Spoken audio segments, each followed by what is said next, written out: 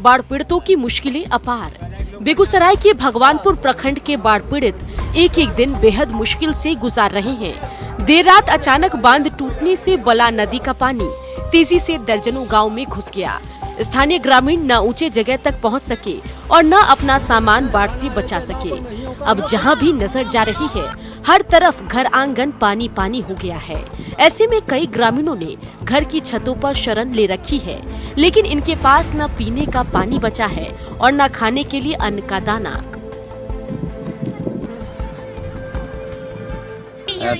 पूरे सामान बस गया है, खाली पहनने का कपड़ा है। सोए हुए थे, 4 बजे भोर में टूट गया। घर में पानी आया तब जाना। घर में पानी आया तब जो जाना।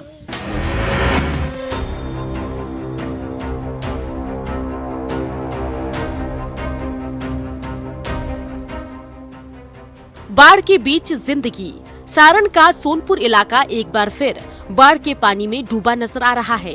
नेपाल के पानी ने पिछले एक पखवाड़े से यहाँ के बाशिंदों की जिंदगी पानी पानी करके रख दी है। ये दुधेला गांव की दर्दनाक तस्वीर है। हर तरफ कमर तक पानी भरा हुआ है। चाहे कोई भी काम हो, हर दिन इस पानी के बीच से गुजरना यहाँ के लोगों की दिनचर्या का हिस्सा बन चुकी है। हालांकि कुछ युवकों ने आने जाने के लिए जुगाड़ नाव भी तैयार कर ली है, लेकिन इससे सफर करना खतरे से खेलने जैसा है। हर एक साल वाला ये में कोनो दुमत के बात नहीं। हाँ, साले साले पानी आवाली। सरकार की तरफ से क्या सुविधा मिली आप लोगों को? हमने के सरकार सब पे का कहीं नहीं कर।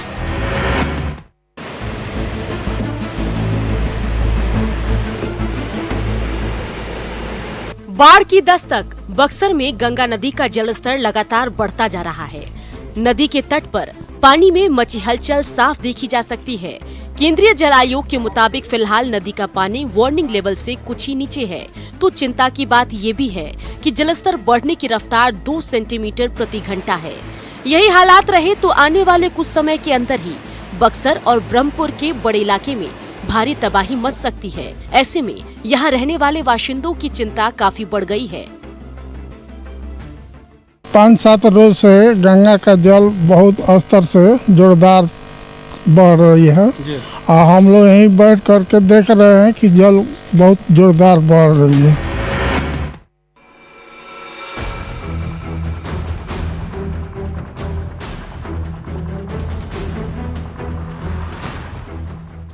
पानी पानी हुआ शोरूम। सोनपुर में प्रलयंकारी बाढ़ ने जबरदस्त तबाही मचाई है। नेशनल हाईवे नंबर 19 के किनारे ये गाड़ियों का शोरूम है, जहां हर तरफ पानी ही पानी है। 2 दर्जन से ज्यादा नई बाइकें पानी में डूब गई है, तो ये नए नवेले ट्रैक्टर भी पानी में तैर रहे हैं। यही नहीं, गाड़ियों के कल पुर्जे भी बाढ़ के पानी में जंग खा रहे हैं। शोरूम के ऑफिस में जमा पानी के बीच ही कंपनी के तमाम कर्मचारी काम करने को मजबूर हैं। बाढ़ के पानी से शोरूम को लाखों रुपए का नुकसान होने का अनुमान है। नुकसान लगभग 30 से 35 लाख का हुआ है और 12-13 दिन से शोरूम बंद है। कस्टमर आ रहे हैं, वापस जा रहे हैं। कस्टमर को भी दिक्कत हो रही है, हम लोग को तो लॉस हो ही रहा है। लगभग 100-150 गाड़ियाँ हैं, बाहर भी है, अंदर है और कुछ गाड़ी अंदर भी लगा हुआ है।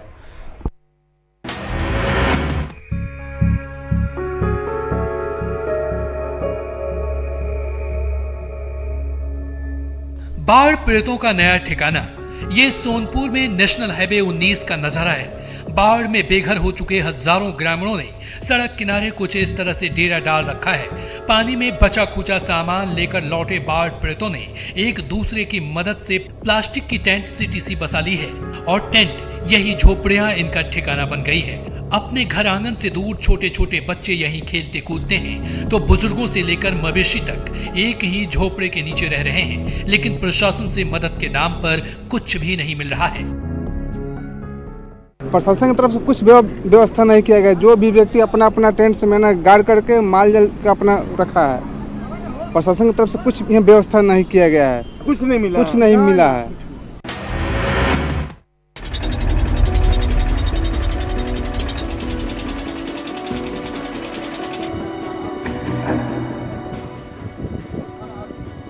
बाढ़, पलायन और मजबूरी।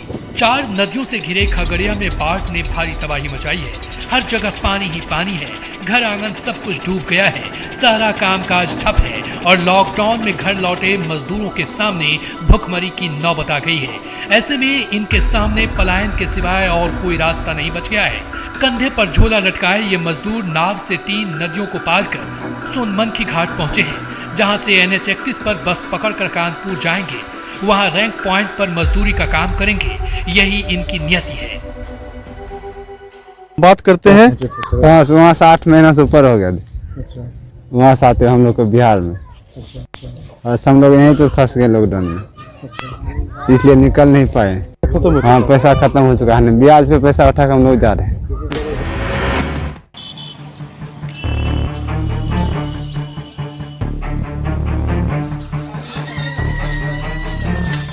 पानी ने किया जीना दुश्वार। ये पूर्णिया के वार्ड नंबर 26 और 31 का नजारा है, जहां पिछले 1 महीने से जल जमाव के चलते हालात नारकीय हो गए हैं। सैकड़ों घरों में पानी घुस गया है तो घर के बाहर भी पानी ही पानी है। गलियों से लेकर सड़कों तक का बुरा हाल है। ऐसे में यहाँ के बाशिंदों की जिंदगी काफी मुश्किल से गुजर रही है। नाराज लोगों ने पूर्णिया नगर निगम से जल्द जन जवाब से मुक्ति दिलाने की गुहार लगाई है। बहुत दिक्कत हो रहा है बारिश में, बाल बच्चा पढ़ाई लिखाई भी दिक्कत हो रहा है। घर में पानी लगा हुआ है, आंगन में पानी लगा हुआ है, ट्यूबवेल का पानी पिया हुआ नहीं जाता है। देखने सुनने के लिए कोई भी नहीं आता। हम लोग गरीब आदमी क्या करेंगे बताइए आप।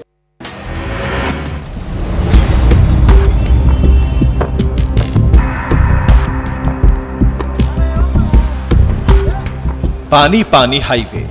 गोपालगंज में गंडक नदी का सितम थमने का नाम नहीं ले रहा। बाढ़ के चलते अब भी सैकड़ों घर, आंगन, गलियों और सड़कों का नामो निशान नहीं बचा है। ये गोपालगंज छपरा स्टेट हाईवे का नजारा है। ये सड़क पिछले 1 महीने से बाढ़ के पानी में डूबी हुई है और इसके चलते गाड़ियों की आवाजाही ठप पड़ गई है। ऐसे में जरूरी सामान लाना हो, बाइक ढोना हो या फिर जरूरी काम से कहीं आना जाना हो तो नाव ही एकमात्र सहारा है। हम लोग को नाव से आने जाने का रास्ता है, सुविधा है, और रोड 1 महीने से टूटा है। ना कोई यहाँ विधायक है, ना मुखिया, कोई भी आ रहा है तो यहाँ से चला जा रहा है, कुछ भी मदद नहीं कर रहा है।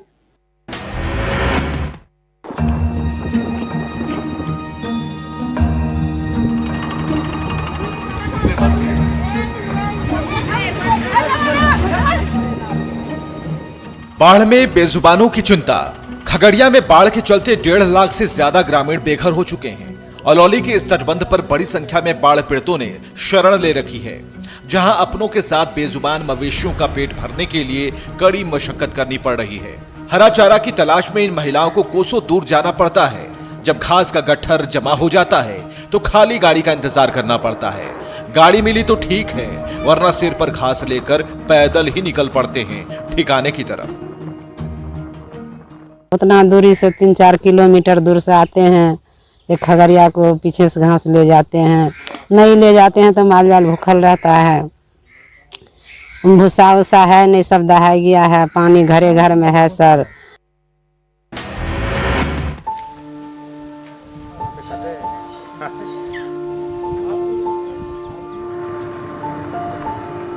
भुखमरी के कगार पर मजदूर। लॉकडाउन में घर लौटे प्रवासी मजदूर काम नहीं मिलने की वजह से भुखमरी के कगार पर पहुंच गए हैं।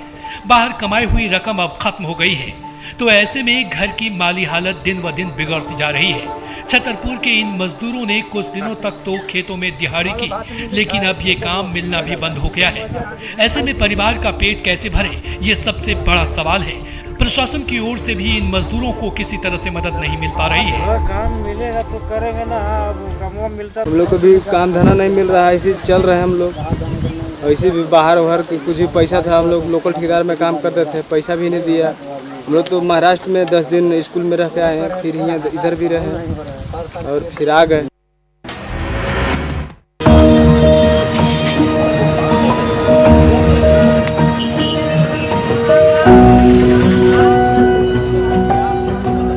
नारियल ने रुलाया। कोरोना काल में लौहनगरी में नारियल के कारोबार पर बुरा असर पड़ा है। पर्व त्योहारों को देखते हुए मार्च महीने में ही कोल्हान प्रमंडल के व्यवसायियों ने 2 करोड़ रुपए से ज्यादा का नारियल का स्टॉक मंगाया था, लेकिन कोरोना बंदी के चलते बीच में ही बाजार से लेकर पूजा पाठ तक बंद हो गया। हालांकि छूट मिलने पर अब बाजार तो खुल गए, लेकिन वैसी डिमांड नहीं है।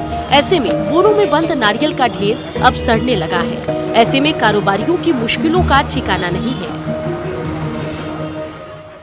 सबसे बड़ा परेशानी है कि बाजार में कस्टमर नहीं है, पुजारी नहीं है, मंदिर बंद है, जितने धार्मिक स्थल बंद है। अरे हम लोग का कच्चा धंधा है, ये कुदरत का दिया हुआ चीज़ है, भगवान का पूजा में चढ़ती है, रखे रखे गोडाउन में सड़ जा रहा है।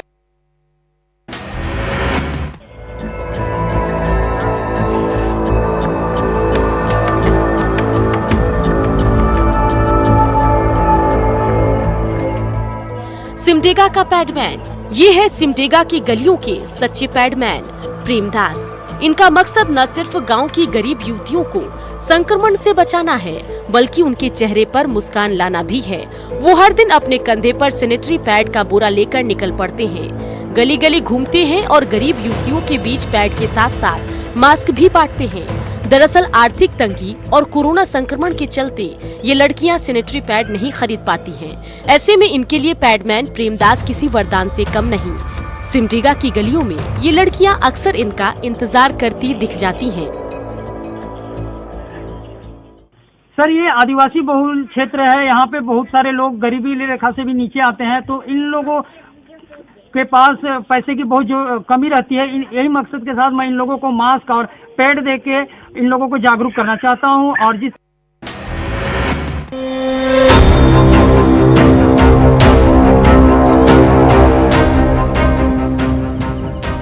खजूरी डैम की बदहाली, गढ़वा के हजारों एकड़ खेतों तक पानी पहुंचाने के लिए साल 1987 में इस खजूरी डैम की नींव पड़ी थी।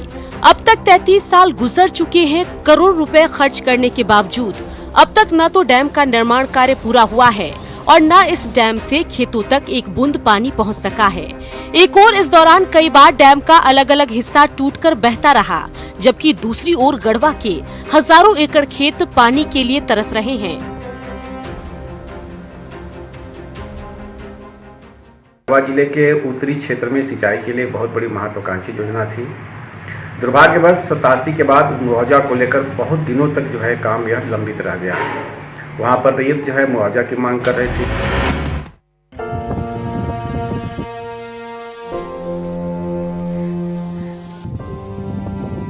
शहीद का गांव बदहाल। कोल्हान में साल 1832 के कोल विद्रोह के महानायक रहे पोटोहो का गांव राजाबासा सरकारी उपेक्षा का दंश झेल रहा है। पश्चिम सिंहभूम के जगन्नाथपुर प्रखंड में स्थित इस गांव में आज तक न विकास की एक किरण पहुंची है और न शहीदों के वंशजों को किसी तरह की मदद मिली। शिक्षा, सड़क, बिजली, रोजगार और आवास जैसी बुनियादी सुविधाएं भी नदारद है।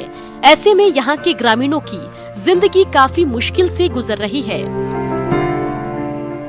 गांव का संपूर्ण विकास होना चाहिए, उस गांव के लोगों का आर्थिक रूप से भी विकास होना चाहिए और सामाजिक रूप से भी उनका विकास होना चाहिए। इस तरीके का कुछ प्रोजेक्ट सरकार को बनाना चाहिए।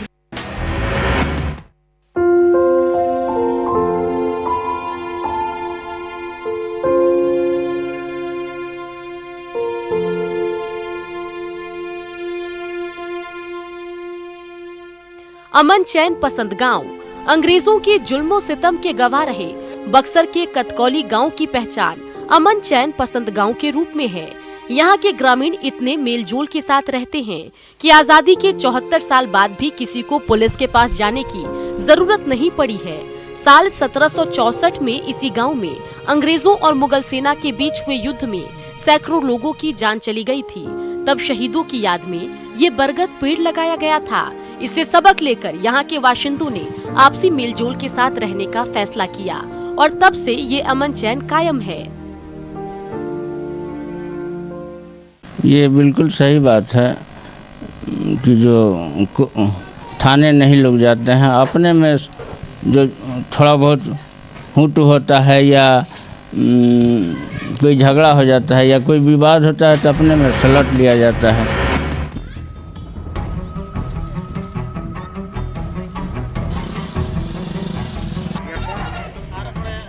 मेहनत का पुल। हजारीबाग के पेसरा टोला की तालाब में बना 80 फीट लंबा ये लकड़ी का पुल ग्रामीणों की सामूहिक मेहनत का नतीजा है। बारिश में जब ये तालाब पानी से लबालब हो जाता है तो आसपास के आधा दर्जन गांव पूरी दुनिया से कट जाते थे। परेशान ग्रामीणों ने कई बार यहाँ पुल बनाने की मांग की थी, लेकिन लंबे समय बाद भी जब इनकी गुहार अनसुनी रही तो स्थानीय ग्रामीणों ने खुद अपने हाथ में कुदाल और फावड़ा पकड़ा और कड़ी मेहनत से ये पुल बना डाला।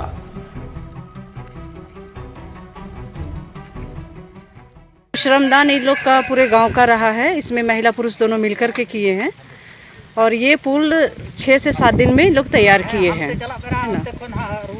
अभी है कि पुल तैयार हो गया है, लोग आना जाना कर रहे हैं और काफ़ी खुश हैं सभी लोग।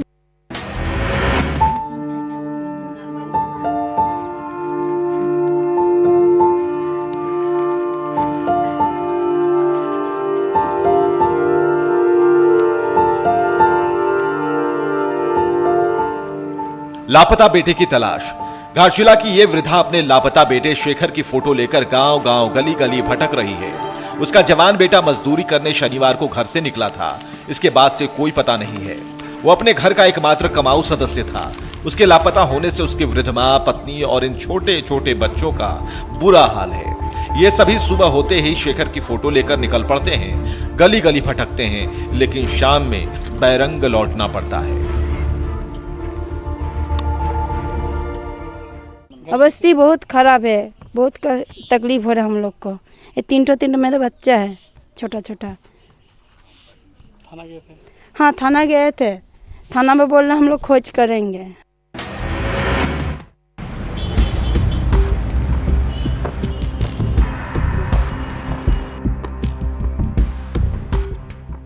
नेपाल टू चक्रधरपुर।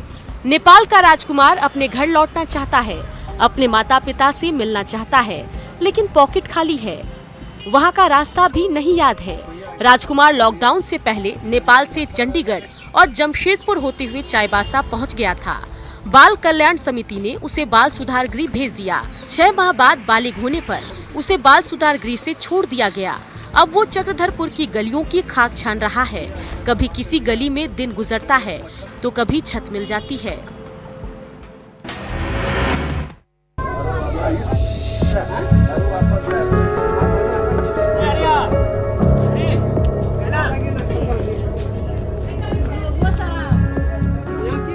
फिर परदेश चले मजदूर। कोरोना काल में घर लौटे मजदूर काम की तलाश में फिर से परदेश का रुख करने लगे हैं। कर्नाटक की निजी कंपनी ने इन मजदूरों को लाने के लिए बेंगलुरु से एक लग्जरी बस मीलों दूर गोड्डा भेजी। इस पर सवार होकर जल्द ही ये मजदूर अपनी मिट्टी से दूर चले जाएंगे। लॉकडाउन के चलते महीनों पहले जब ये मजदूर अपने गांव लौटे थे तो प्रशासन ने उन्हें उनके गांव में ही रोजगार देने का वादा किया था, जो छलावा साबित हो रहा है। ऐसे में पलायन के सिवा इन मजदूरों के सामने दूसरा रास्ता नहीं बचा।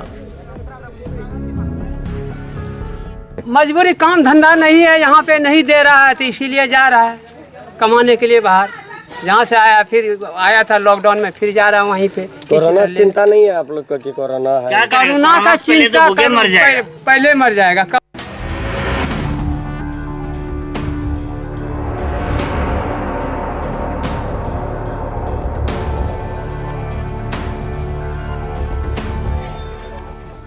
सब्जी बेच रहा इंटरनेशनल क्रिकेटर। देश विदेश में अपने बल्ले का कमाल दिखा चुका साहिबगंज का international wheelchair cricketer Anwar Sheikh सब्जी बेच रहा है। मलेशिया, बांग्लादेश, श्रीलंका और नेपाल में आयोजित व्हील चेयर प्रतियोगिताओं में उसने अपने नाम कई खिताब किए हैं।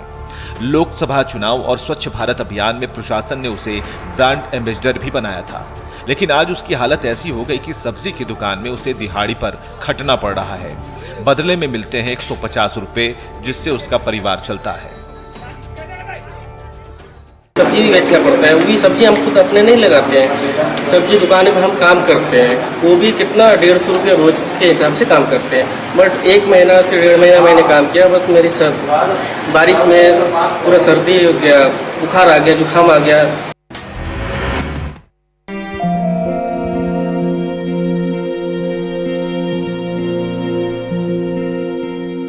कोयले के ढेर पर हरियाली। ये धनबाद के गोकुल पार्क का मनमोहक नजारा है। इसकी खूबसूरती, चारों ओर छाई हरियाली देखकर किसी को यकीन ही नहीं होगा कि ये पार्क कोयले के ढेर पर बना है। बीसीसीएल ने साल 2014 में झरिया के लोतना में कोयले के ढेर के ऊपर इस पार्क का निर्माण शुरू किया था। समय के साथ आज न सिर्फ इस पार्क की खूबसूरती बढ़ गई है, बल्कि ये आसपास के लोगों के लिए वरदान साबित हो रहा है। साथ ही प्रदूषण कंट्रोल में भी ये अहम भूमिका निभा रहा है। पैन कार्ड चलता था तो फिर यहाँ हम लोग ओबी गिराकर उसको लेबल करके हम लोग पेड़ पौधा लगाना स्टार्ट किए हैं। उसके बाद यहाँ मंदिर बना है, माँ का मंदिर है।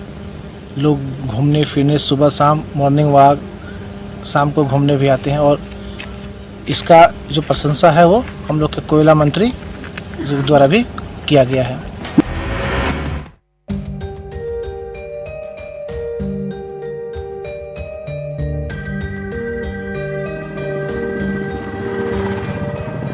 खंडौली में पसरी वीरानी।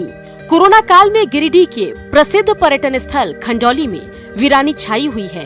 हर तरफ सन्नाटा पसरा हुआ है, तमाम दुकानें बंद हो गई है। इस पर आश्रित हजारों दुकानदारों की रोजी रोटी पर आफत आ गई है। खंडौली में पहाड़, झील और पार्क का अद्भुत संगम है। कोरोना से पहले तक यहाँ सालों भर पर्यटकों का तांता लगा रहता था। झारखंड ही नहीं, बिहार और पश्चिम बंगाल के सैलानियों का जमावड़ा लगा रहता था। लेकिन आज हर तरफ उदासी ही उदासी है।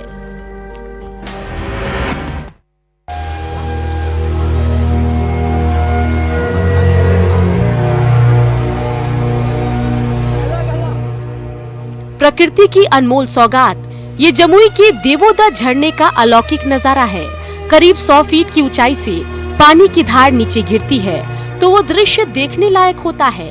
प्रकृति की गोद के बीच इस झरने का लुत्फ उठाने के लिए दूर दराज से सैलानियों का सालों भर तांता लगा रहता है।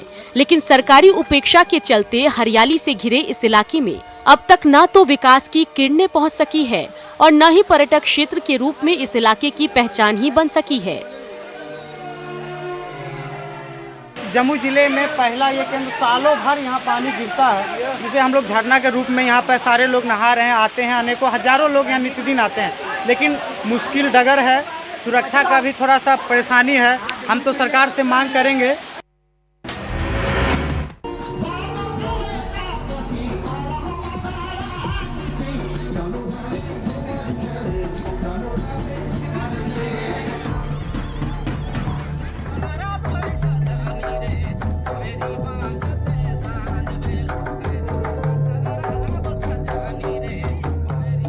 सिमडेगा में ये कहावत है, जो नाची वो बाची। लेकिन कोरोना काल में ये कहावत उलट गया है। अब सच्चाई ये है कि जो बचेगा वही नाचेगा। मशहूर लोक कलाकार और पद्मश्री मुकुंद नायक के गांव बोकबा में मांदर की थाप पर नागपुरी संस्कृति को कोरोना से बचाने की पहल की जा रही है।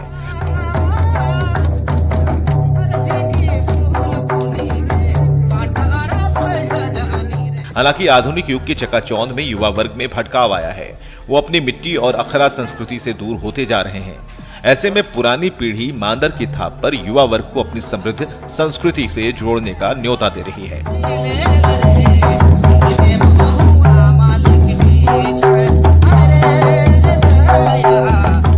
लेकिन शायद सरकार या जो भी इसके संरक्षण में काम कर रहे हैं उनके द्वारा यदि पर्याप्त प्रशिक्षण और जानकारी दी जाए तो हमारी युवा पीढ़ी भटकेंगे नहीं, पुनः हमारी अपनी पहचान संस्कृति को निश्चित रूप से अपनाएंगे। इसमें कोई दो राय नहीं है।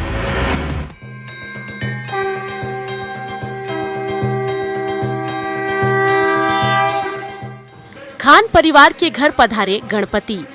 नागपुर में गणेश पूजा की धूम मची है। घर घर गजानन की आराधना हो रही है। तो पिछले 7 सालों की तरह इस साल भी पार्वती नगर में खान परिवार के घर पर गणपति महाराज का आकर्षक दरबार सजा है।